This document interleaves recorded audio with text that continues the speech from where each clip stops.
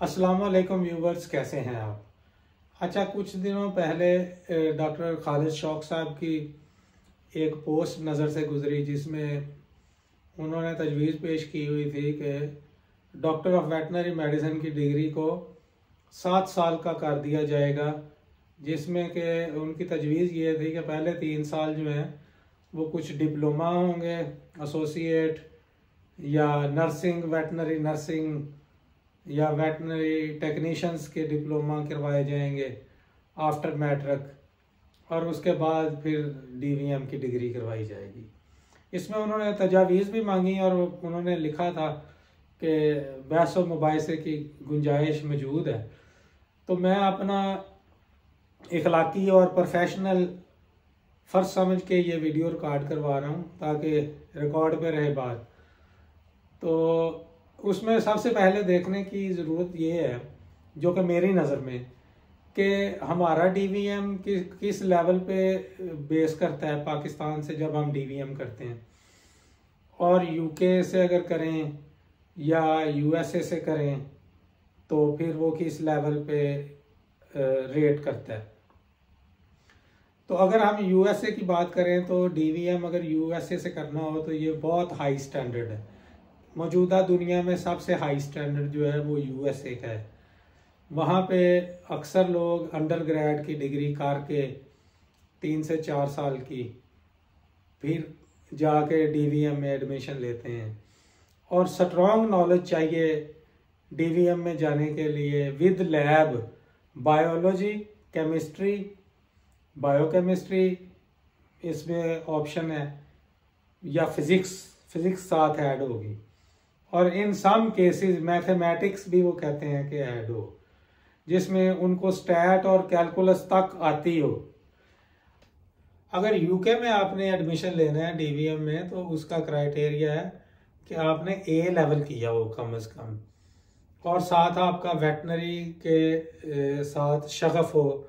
आपने अपने आप को प्रूव करना होता है आफ्टर ए लेवल कि आपका डीपली आप एनिमल्स के साथ एनिमल लवर हैं, और यहाँ पे इंटरव्यूज़ होते हैं और पैनल आपको जज करता है कि वाकई आप इस अहल हैं कि आप एनिमल्स के साथ डील कर सकें, तो फिर आपको एडमिशन देते हैं।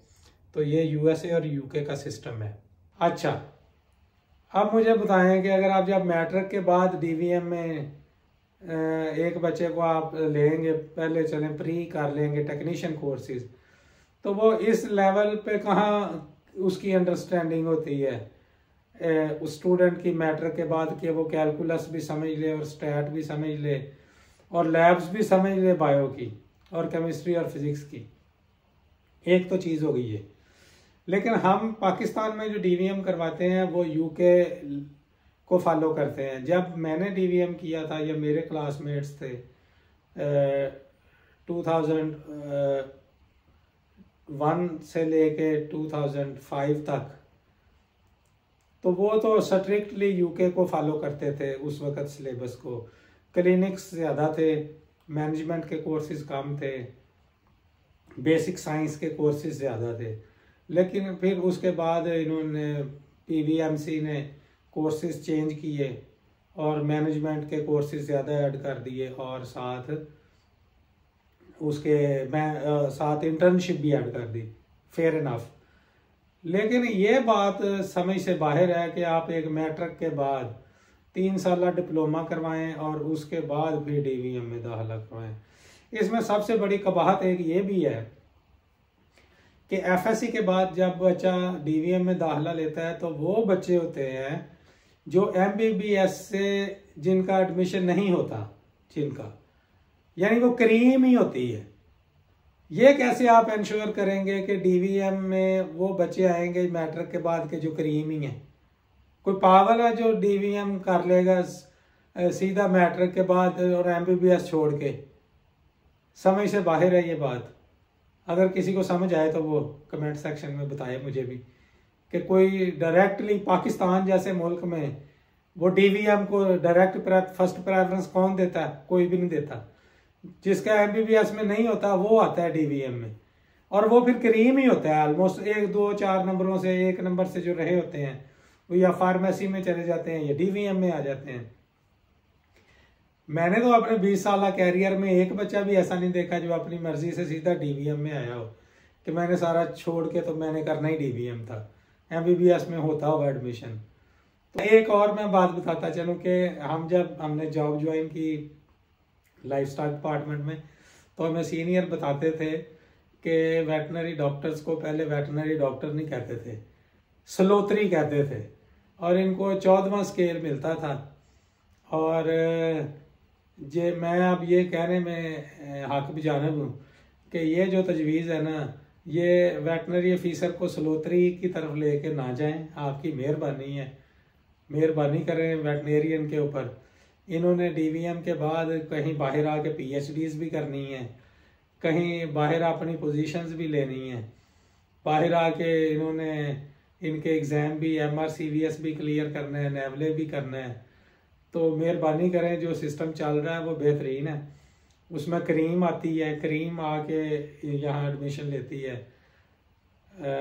जो काट कबाड़ नहीं आता डीवीएम में एडमिशन लेने के लिए। अगर आप यूनिवर्सिटियों में जाकर देखें ना, तो वो हाई रैंक ब्रेन है जो पाकिस्तान में यहाँ एडमिशन लेते हैं। तो बराए मेहरबानी इस डिग्री के ऊपर रहम करें, इसके ऊपर मज़ीद तजर्बात ना करें, रिक्वेस्ट यही है। और मज़ीद इसके ऊपर डिस्कशन के लिए हमने डॉक्टर उमर, जो कि USA में डीवीएम पढ़ाते हैं, एसोसिएट प्रोफेसर हैं, उनसे भी हमने रिक्वेस्ट की है कि वो हमें स्पेशल टाइम दें कि इसके ऊपर बात करें। और डॉक्टर नुमान साहब हैं बहरीन में, उनका यूरोपियन तजर्बा है।